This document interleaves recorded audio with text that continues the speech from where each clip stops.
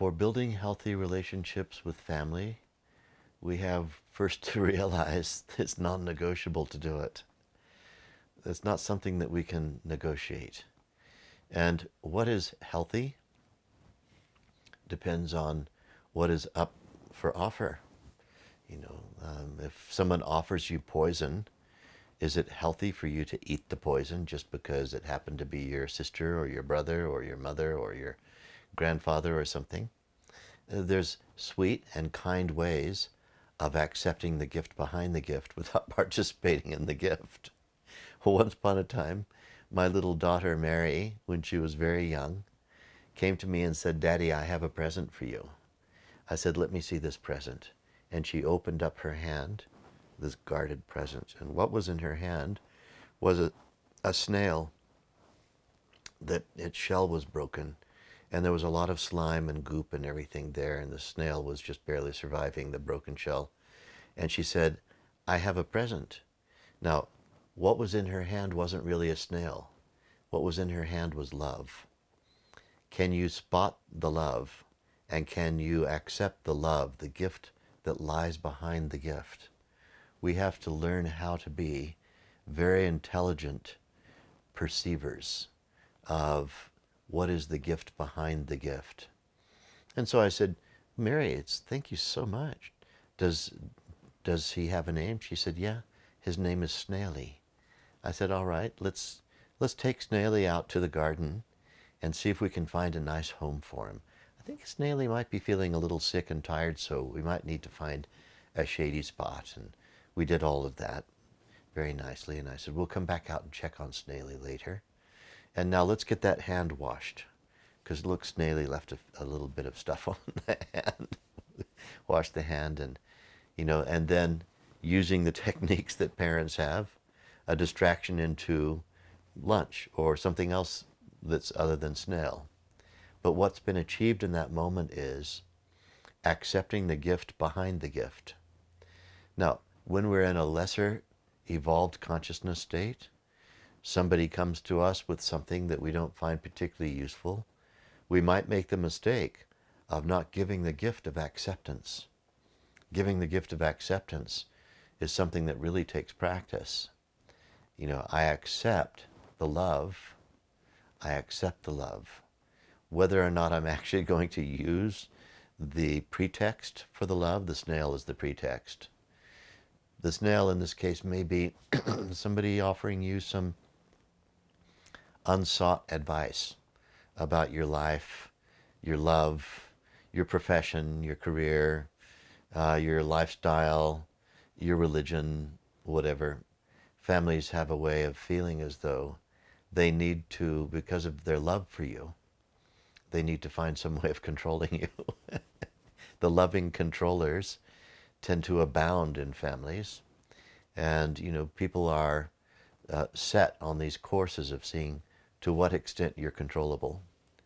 And if we know what it is we're doing, if we feel that we're living life in alignment with, in attunement with the laws of nature, and that, there's no need to try to control us, then it is, in fact, incumbent on us to give the impression that we're uncontrollable, but not in a violent or angry way, but in a way where we are experts at accepting the love without necessarily having to bend to the specifics of a specific offering.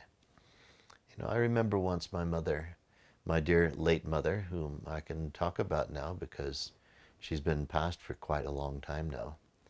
And I was probably only about 45 years into my profession as a guru when she sat me down to have a serious talk on Mother's Day. And she said, "Tommy," she called me Tommy, "Tommy, I want to have a serious talk with you. It's Mother's Day, so you have to listen to me." I said, "Of course, Mother." She said, "I want you to have lunch with your cousin. She's a very successful real estate agent. And I think you need to get out of this meditation business and get into real estate. I think you would be a really great real estate agent." I think already I was in my late 60s or maybe mid 60s. And what was my reaction? I said, Mother, if you want me to have lunch with my cousin, that's what's going to be happening. And I'll definitely look into becoming a real estate agent. Is there anything else that I can do for you on Mother's Day? She said, yes, let's just have lunch together. Now let's pray. I said, we'll happily pray. And so she said her little prayer. I closed my eyes. And then, at the end of her prayer, which was mostly a prayer for herself, we had our lunch together, and I immediately called my cousin, and we arranged a couple of days later to go and have lunch. And the first thing my cousin said to me was, who put you up to this? Was it your mom? And I said, yes. And she goes, Thom, one thing is definitely stay a guru. Don't even think for a moment about going into real estate. I said, the thought never really could come to me like that. But we have to satisfy the criterion.